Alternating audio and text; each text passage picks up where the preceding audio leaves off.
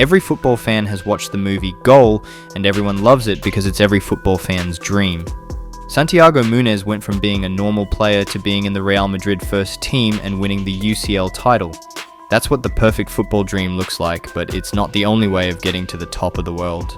Meet Thomas Gravesen. The Danish player got to the top of world football, but not the way you would expect. The best thing about football is that there is more than just one thing to master.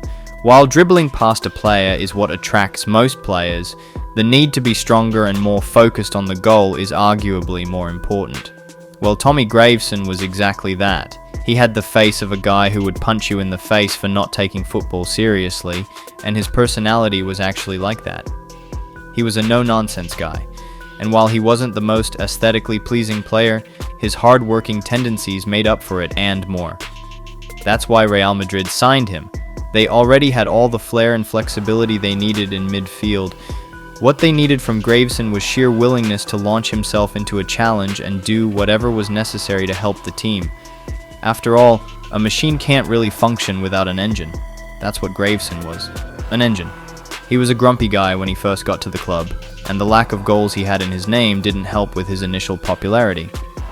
But that soon changed when Madrid fans actually realized what he was all about. He'd shown glimpses of his extraordinary loyalty to his club, but it all came to the forefront every time Real Madrid needed to dig deep. It was like he flicked a switch and got dead serious in a second. And when he was in one of his moods, opponents made an effort to try and avoid him on the pitch. His attitude would ignite a spark in the whole squad, and no one could have thought a guy from Everton would be a leader of men quite like this guy. But where did he come from? Thomas Gravesen's journey into professional football started in his native Denmark, where he began his youth career with the Danish club Vejle Boldklub. Initially, he gathered interest because of his skills and ball control, but it wasn't long before he was known for something entirely different. His talent didn't go unnoticed, and in 1995, Gravesen made the leap to the first team of Vejle Boldklub, marking the beginning of his professional career.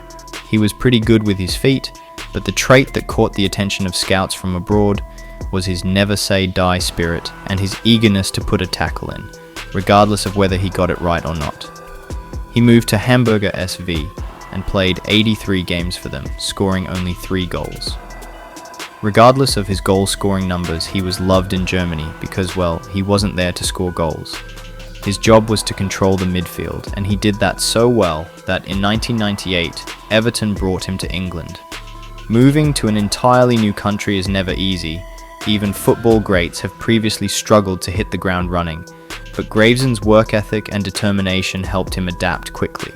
He established himself as a key figure in Everton's midfield, becoming known for his combative style and willingness to put in the hard yards for his team.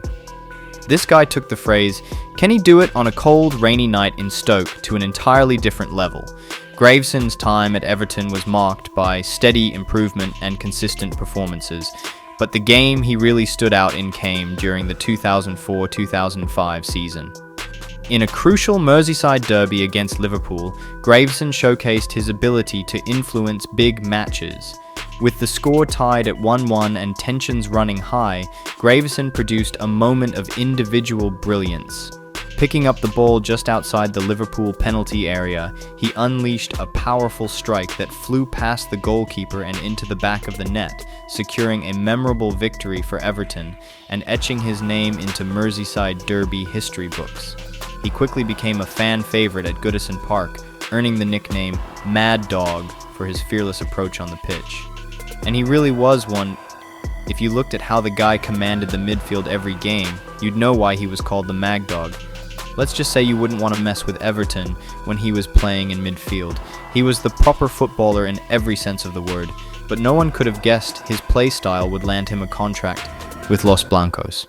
In 2005, Real Madrid came calling, and Gravesen made the move to the Spanish Giants, marking a significant milestone in his career. Madrid was used to having classy players play for them, so when they signed Gravesen, who was something of an animal, fans weren't exactly expectant.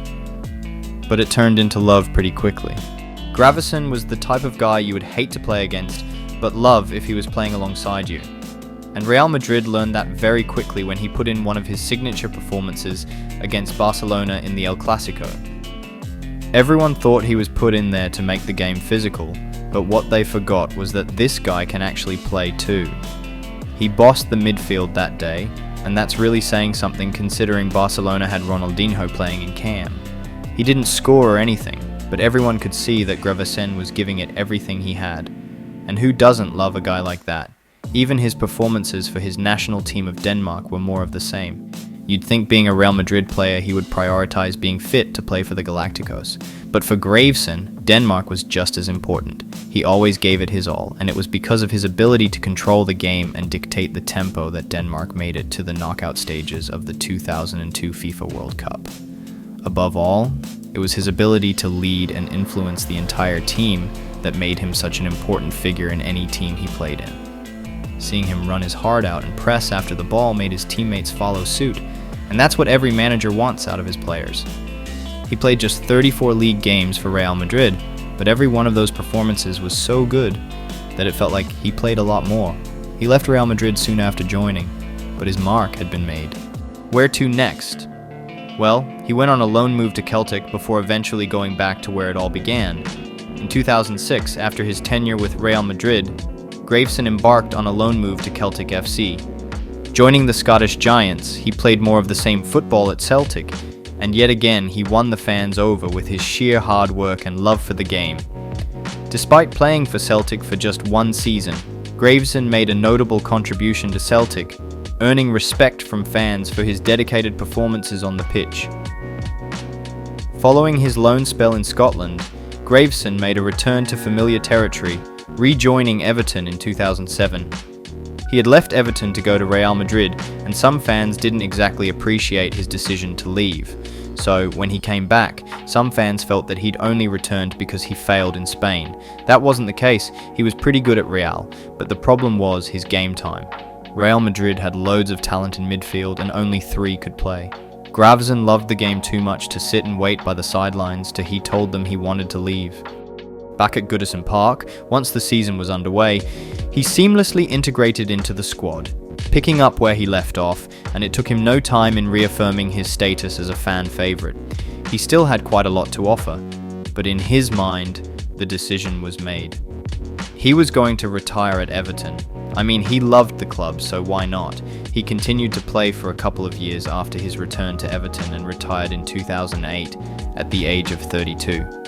That's pretty young for football players. Normally, players carry on until their late 30s, but his decision to call it rather early was yet another reminder of how his mind worked. The decisions he made were always purely based on logic, and his decision to retire was just another one of those. He understood that his style of brute force was more physically demanding and knew he couldn't do it again.